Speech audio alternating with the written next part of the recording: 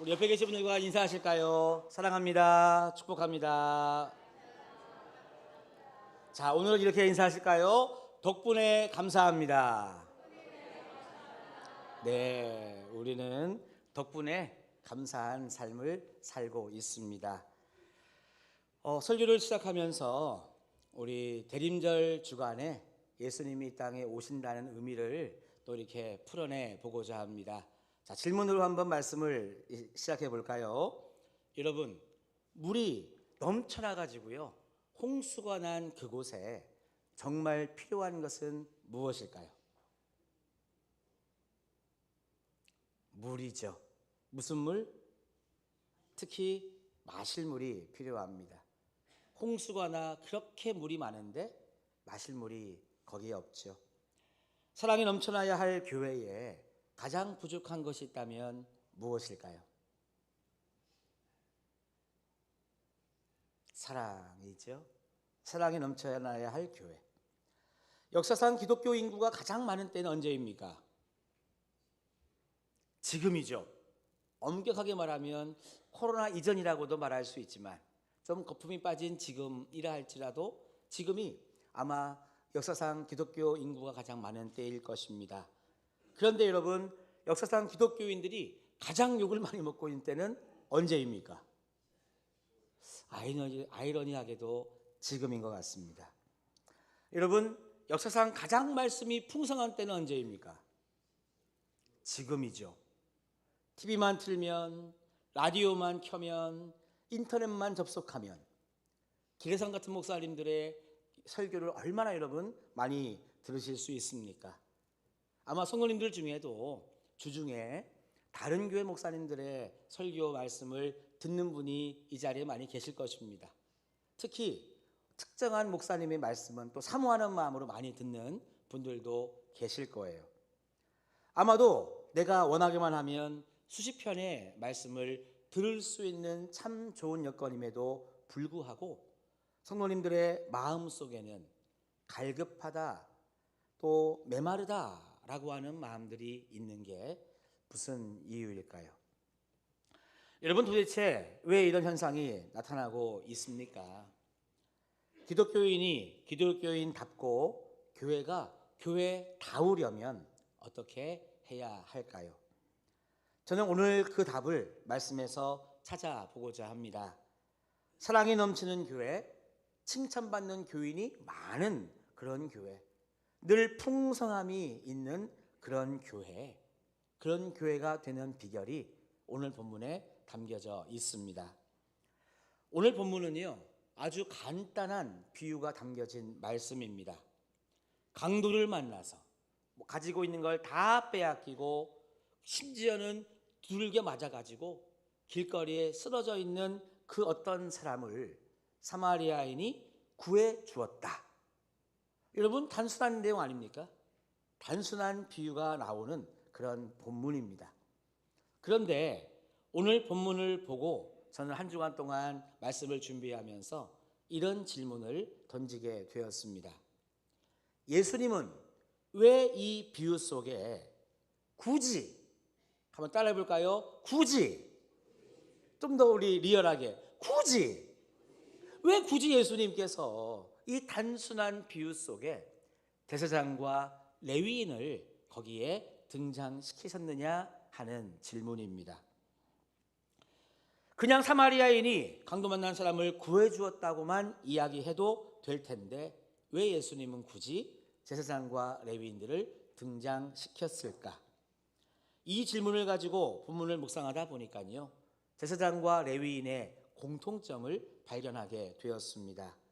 그것은 이 두 사람이 성경에 능통한 사람이다 하는 것입니다. 제사장과 레위인은요, 늘 성경을 읽는 사람들이었습니다.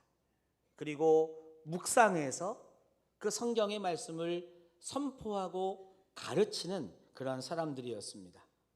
만약에 성경의 내용을요 세분화시켜 봤을 때 이 두 사람들은 특히 율법학으로 말하면 율법학 박사 학위를 가졌다 할 정도로 특히 율법에는 아주 탁월한 분들이었습니다.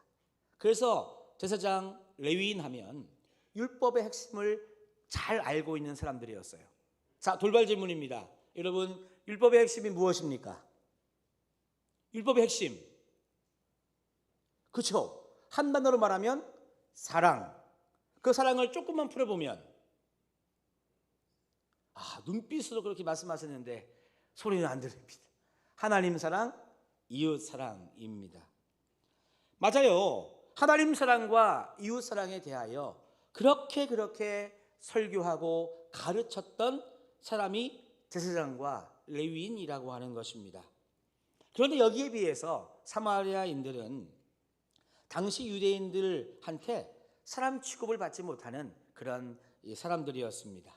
이 사마리아 사람들이 혼혈인이라고 하는 이유 때문에 이방 민족의 피를 나눈 그런 이 사마리아 사람이라고 하는 이유 때문에 천박하다고, 우리 이 그룹에 들어올 수 없다고 철저하게 이렇게 내몰렸던 사람들이었습니다.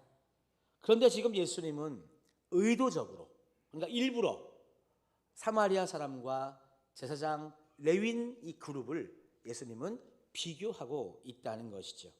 어떻게 비교하고 있느냐? 예수님은 지금 제사장과 레위인들이 삶의 현장에서는요, 이렇게 무기력할 수밖에 없느냐? 왜 이렇게 현장에서는 무기력하냐? 이것을 예수님이 말씀하고 계시는 겁니다. 여러분, 31절 말씀에 보니까요, 강도 만나서 힘든 사람을 제사장은 어떻게 했다고 했죠? 읽어보세요. 피하여 지나가고. 32절 말씀에 보니까 레위인도 강도 만난 사람을 어떻게 했다고요? 피하여 지나가고. 그러니까 이 강도 만난 사람을 피해서 지나가는 사람들이 누구냐 하면 하나님 사랑, 이웃 사랑을 가르쳤던 그 사람들의 모습이라고 하는 것입니다. 거기에 반해서 사랑 취급도 받지 못했던 사마리아인, 정말 여러분, 말씀을 가까이 하기에 너무나 먼 당신, 그런 노래의 가사처럼 오히려 하나님이 말씀하고는 참 거리가 먼 것 같았던 그 사마리아 사람은요, 강도 만난 사람을 구해 주었습니다. 그러니까 삶의 현장에서는 선한 영향력을 끼치고 살아가고 있더라 하는 것이죠.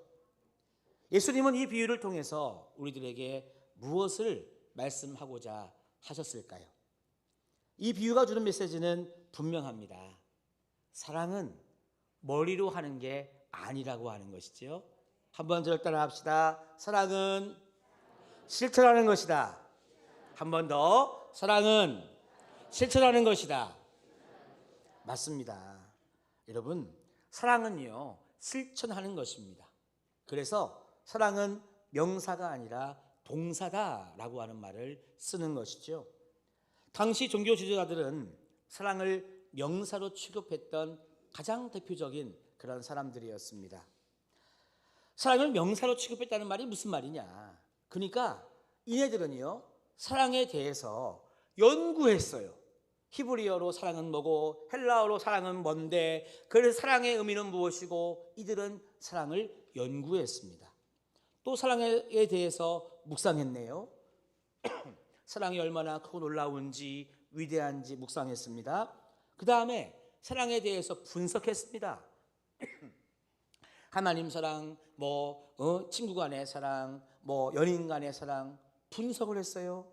그런데 문제는 뭐냐면 그 사랑을 실천하지 못했다고 하는 사실입니다. 여러분, 성경은 분명히 이야기합니다. 사랑은 명사가 아니라 동사라고요.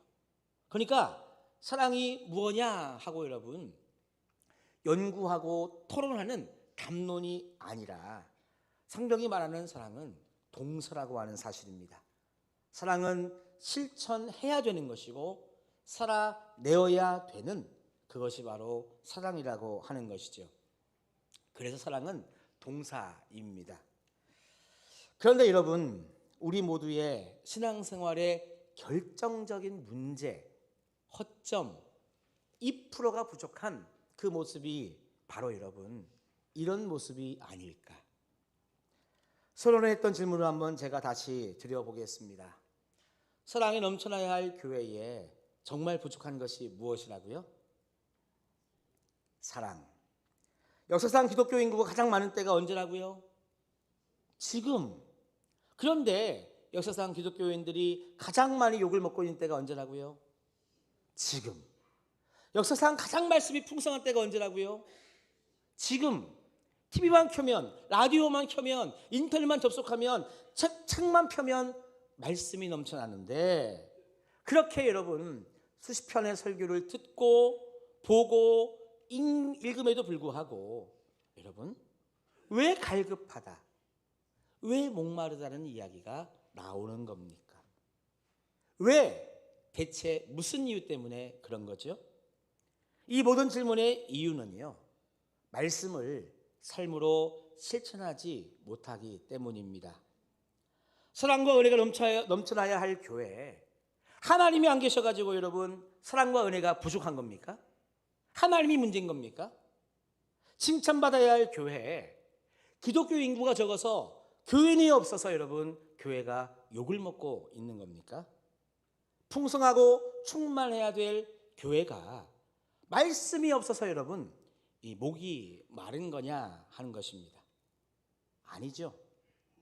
오늘 말씀을 한번 다시 보기를 원합니다. 누가복음 10장 33절 말씀에 보니까 어떤 사마리아 사람은 여행하던 중 거기 이르러 그를 보고 뭐 했다고요? 불쌍히 여겼다고요. 사마리아 사람이 강도 만난 사람을 구해준 동기는 성경에 분명히 나오고 있습니다. 왜냐하면 그 사람을 만나서 보았을 때 불쌍히 여기는 마음이 있어서 그를 구해 주었다는 이야기입니다. 그러니까 불쌍히 여겼다는 거죠. 제가 볼 때 우리 기독교인들이 불쌍히 여기는 것까지는 잘하는 것 같습니다. 자, 그런데 사마리아 사람이 느꼈던 불쌍히 여겨라고 하는 헬라어 단어가요, 똑같이 쓰이는 이 말씀이 있는데 마태복음 14장 14절입니다. 거기 말씀해 보니까 이렇게 나오죠. 한번 다 같이 읽어보실까요? 예수께서 나오사 큰 무리를 보시고 불쌍히 여기사 그 중에 있는 병자를 고쳐 주시니라. 이 말씀은 예수님이 불쌍히 여겨 병자를 고쳐 주었다는 이야기입니다. 자, 사마리아인이 강도 만난 사람을 만났을 때 불쌍히 여겼고요, 예수님이 자기에게 나오는 큰 무리를 보았을 때 불쌍히 여겼습니다. 그때의 불쌍히 여겨가 같은 말이라고 하는 것입니다. 한번 우리 주목해 봅시다. 예수님이 불쌍히 여기면 그 뒤는 어떤 결과가 돌아왔죠? 그렇죠. 예수님은요, 누군가를 불쌍히 여기면 반드시 그 문제를 풀어 주셨습니다. 무슨 말이냐? 예수님은 불쌍히 여긴 이후에는요, 병자를 고쳐 주셨어요. 예수님이 불쌍히 여긴 다음에는요, 5,000명을 먹여 주셨습니다. 예수님이 불쌍히 여기셨으면 그 다음에는요, 안진뱅이를 일으켜 주셨던 것입니다. 무슨 말이냐? 예수님은 불쌍히 여기면 반드시 불쌍히 여긴 이후에 그 당신의 마음을 실천해서 변화를 일으켜 내셨다라고 하는 사실입니다. 그런데 사마리아인의 패턴을 보니까요, 너무너무 신기하게도 예수님과 같은 패턴을 볼 수 있습니다. 사마리아인도 있잖아요, 불쌍히 여겼어요. 그 다음에 뭐 했는가 볼까요? 누가복음 10장 34절 말씀입니다. 다 같이 읽어봅시다. 시작. 가까이 가서 기름과 포도주를 그 상처에 붓고 돌보아 주니라. 아멘. 사마리아인은요, 강도 만난 사람을 보고 31절에 보니까 불쌍히 여겨, 그 다음에 34절에 보니까 돌보아 주니라. 불쌍히 여긴 걸로 끝난 것이 아니라 돌보아 주는 실천을 한 것입니다. 누구처럼? 가만히 보니까 예수님처럼. 예수님도 불쌍히 여겨서 기적을 베풀어 주셨듯이 이 사마리아인도요, 불쌍히 여긴 다음에는 돌보아 주도록 하는 것입니다. 여러분, 그래서 불쌍히 여기고 돌보아 주니라, 이것이 여러분 한 세트가 될 때 비로소 능력이 나타나는 줄로 믿습니다. 불쌍히 여겨 하고요, 돌보아 주니라가 세트가 될 때 우리의 삶에 여러분 풍성해지는 은혜가 임하는 줄로 믿습니다. 맞습니다. 불쌍히 여기고 돌보아 주니라가 바로 성경에서 이야기하는 사랑의 진면목이다 하는 것이죠. 한번 따라해 보실까요? 불쌍히 여겨 돌보아 주니라. 한 번 더 불쌍히 여겨 돌보아 주니라. 맞습니다. 이게 여러분 우리의 삶의 한 세트가 되어야 된다는 것입니다.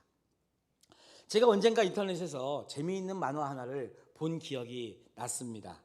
그 만화의 내용이 이랬습니다. 한 엄마가 있잖아요. TV를 보고 있어요. 근데 그 TV에 어떤 어린 아이가 너무나 가난해서 힘들어하는 모습이 나오는 거예요. 그래가지고 그 TV를 보는 엄마가 눈물 흘리면서 아우 저 아이 너무 불쌍하다 이렇게 하고 있었어요. 근데 마침 그때 그 집에 그 엄마의 아이가 엄마 배고파 이러다가 진짜 배가 많이 고팠는지 울었어요. 그러니까 그 엄마가 어떻게 했느냐? 야 조용히 해 시끄러워 엄마 TV 보고 있잖아. 그 다음에 엉덩이 맴매까지 한번 이렇게 했습니다. 그리고 다시 그 엄마가 TV를 보면서 아유 저 아이 너무나 불쌍하다 하고 울고 있어요. 제가 그 만화를 보면서 이건 웃어야 되나 어떻게 해야 되나 그랬습니다. 그러다가도 마음에 찔림이 있었습니다. 뭐냐 하면 우리의 모습이 그렇다는 거죠. 극단적인 비유지만 여러분 이렇게 주일에 오셔서 하나님을 예배하면서 주신 하나님의 말씀이 여러분 때로는 깨달음이 되고 은혜가 되고 감동이 되시면서 여러분 때로는요 눈물도 흘리시고 하나님 앞에 회개도 하시고 하나님 앞에 결단도 하시지 않습니까? 문제는 뭐냐 하면 그렇게 눈물을 흘리고 결단하고 회개하고 말씀의 깨달음과 은혜와 감동을 받은 그것이 어디에서만 일어나느냐? 교회에서만 일어나는 게 문제라는 거예요. 교회에서 그렇게 은혜 받고 감동받고 깨달음을 얻고 회개하고 결단을 했는데 자 목사님 은혜 받았습니다 하고 나가시면 한 주 지나 교회 다시 올 때까지 그 시간은 어디까지나 교회에서 그랬던 거예요. 삶으로 돌아가면 은혜 받고 감동받고 깨달음을 얻었고 회개했고 결단했고 눈물을 흘렸던 그 모습이 온데간데 없다는 것입니다. 혹시 내 모습이 여러분 그런 모습은 아니십니까?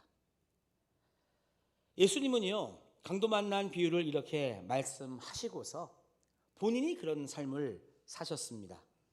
예수님은요 세상에서 살아가는 우리를 불쌍히 여기셔서 우리를 돌보아 주시는 삶을 사셨습니다. 어떤 모습으로요? 십자가에 달려 죽기까지 죽는 모습으로요. 그러면 하나님은 우리를 불쌍히 여겨서 우리를 구원하시기 위해 어떻게 우리를 돌봐 주셨죠? 하나밖에 없는 독생자 예수 그리스도를 이 땅에 보내주심으로 우리를 그렇게 돌보아 주셨습니다. 왜 우리들에게 성탄절이 있고 이렇게 대림절기가 있어서 예수님이 우리를 구원하시기 위해 아기 예수님으로 오셨다고 하는 것을 기다리고 기뻐하고 즐거워하는 시간을 갖느냐 하는 것입니다. 왜요? 하나님이 예수님이 그냥 우리를 불쌍히 여기는 정도로만 그친 것이 아니라 하나님도 우리를 돌보아 주셨어요. 우리가 구원받지 못해 죽어가는 모습을 불쌍히 여기신 다음에요 우리를 그래서 구원하시기 위하여 돌보아 주신 거예요. 사랑을 실천하신 거예요. 예수님을 이 땅에 보내주시는 모습으로. 예수님도요 우리를 불쌍히 여기셨어요. 그러고 그걸로 끝난 것이 아니라 그 다음에 우리를 구원해 주시기 위해서 십자가에 달려 죽는 우리를 돌보아 주시는 모습을 보여 주셨다는 것입니다. 여러분 우리는 그렇게 하나님의 모습을 통해 예수님의 모습을 통해 불쌍히 여기는 모습뿐만이 아니라 우리로 말하면 예배 중에 말씀 중에 은혜 받고 감동받고 깨달음을 얻고 회개하고 결단하고 눈물을 흘리는 것으로만 끝난 것이 아니라 돌보아 주셨어요. 아들을 보내시고 십자가에 달려 죽으시고. 여러분 그래서 우리는 오늘 이 시간 불쌍히 여겨 돌보아 주니라. 이것이 여러분 세트가 되어야만 우리의 삶에 능력이 임하고 우리의 삶이 풍성해진다는 것을 여러분 꼭 깨달으시고 아셔야 되겠습니다. 목사인 저 또한 주신 말씀대로 살아내야 될 그런 존재임이 분명합니다. 그래서 제가 말씀을 전할 때에 간혹 말씀을 준비하고 말씀을 저도 대면할 때 감사한 것도 많아서 감사의 간증도 하지만 제가 또 제 모습을 돌아보아야 되겠기에 또 주님 앞에 회개하는 모습도 여러분들에게 말씀을 전할 때가 있습니다. 그런데 저에게는요, 여러분과 다른 또 하나의 사명이 있습니다. 그것은 무엇이냐면 여러분들에게 하나님의 말씀대로 여러분들이 살아내도록 저는 도와드려야 될 사명이 있다고 하는 것이죠. 제가 주일에 설교할 때는 이렇게 그냥 정장을 입고 설교합니다. 그런데 예식을 집례할 때에는 제가 가운을 입죠. 거기에 제가 스토를 얹습니다. 그 스토리의 의미가 말씀의 멍에인 것이죠. 말씀을 연구하고 말씀을 선포하고 말씀을 가르쳐야 될 그런 사명.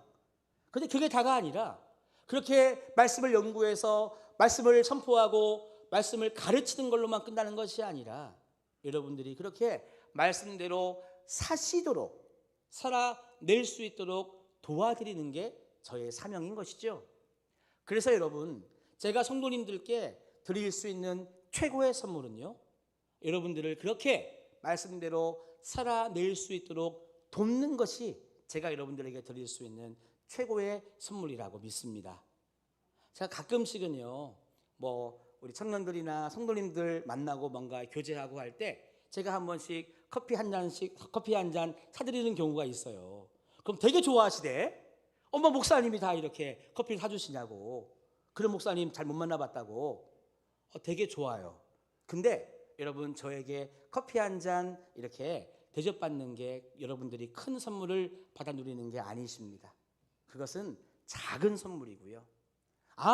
진짜 우리 목사님이 내가 하나님 말씀대로 살아갈 수 있도록 살아낼 수 있도록 정말 기도해 주시는구나, 도와주시는구나, 그런 마음으로 나에게 권면도, 때로는 칭찬도, 때로는 질책도, 때로는 이렇게 사랑의 말씀을 주시는구나, 여러분 그렇게 여기신다면 저는 여러분들에게 최고의 선물을 드리는 담임 목사인 것이고 여러분들은 그 선물을 받아 누리는 행복한 성도가 된다는 것입니다.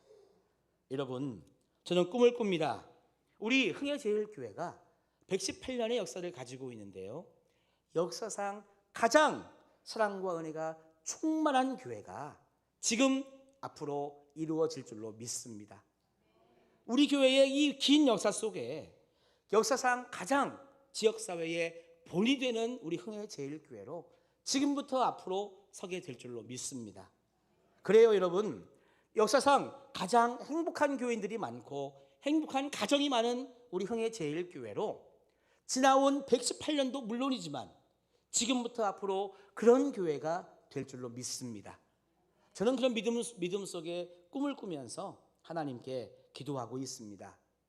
만약에 여러분 우리 교회가 그런 교회가 될 수 있다면 그렇게 되어가는 비결이 무엇이냐고 누군가 물어볼 때가 앞으로 다가온다면 그 비결은 다른 게 아닐 것입니다. 따라할까요? 말씀대로 살았기 때문에 그렇습니다. 여러분 사랑도 동사입니다. 사랑의 실천이 있을 때 여러분 사랑을 한다고 말할 수 있는 것이고요, 우리가 믿음의 사명을 잘 감당했다고 하는 것도 말씀을 실천했을 때 여러분 가능한 줄로 믿습니다. 그래서 여러분 제가 하나님이 주신 이 꿈을 가지고 여러분들과 나눌 때에 지나온 100년을 감사하며 새로운 100년을 향한 사랑 이야기의 이 목회의 비전, 우리 교회가 하나님 사랑, 서로 사랑, 이웃 사랑으로 든든히 세워지는 우리 흥해제일교회, 그래서 올해는 하나님 사랑을 충만히 받는 우리가 되기 위해 달려왔고, 여러분 달력 다 받으셨죠? 달력 걸어 놓으셨죠? 거기에 보니까 내년도 표어가 무엇이었어요? 관심 있게 보신 분 계세요? 내년에는요, 받은 하나님께 우리가 사랑을 충만히 받았으니까 서로 사랑이 풍성한 교회를 만들어 가고자 내년을 준비하고 기도하고 있습니다. 저는 이런 하나님의 꿈이 이루어지는 우리 교회가 될 줄로 믿습니다. 언제 따라할까요? 사랑의 실천이 있을 때, 말씀의 실천이 있을 때. 할렐루야. 분명 여러분, 그때 우리 교회는 그렇게 세워지고 우리 가정도 나 자신도 그렇게 세워질 줄로 믿습니다. 여러분, 저는 이렇게 여러분들에게 선포합니다. 여러분, 혹시 목마르십니까? 갈급하십니까? 충만하기를 원하십니까? 승리하기를 원하십니까? 그리고 사랑하며 살기를 원하십니까? 여러분, 실천이 답입니다. 오늘 설교의 제목처럼 실천이 답입니다. 이 대림절기의 의미, 그리고 성탄절의 의미는요, 실천이 답이라고 하는 것을 하나님이 그리고 예수님이 몸소 보여주신 절기라고 이야기해도 틀린 말이 아닐 것입니다. 여러분, 한번 따라 하실까요? 실천이 답이다.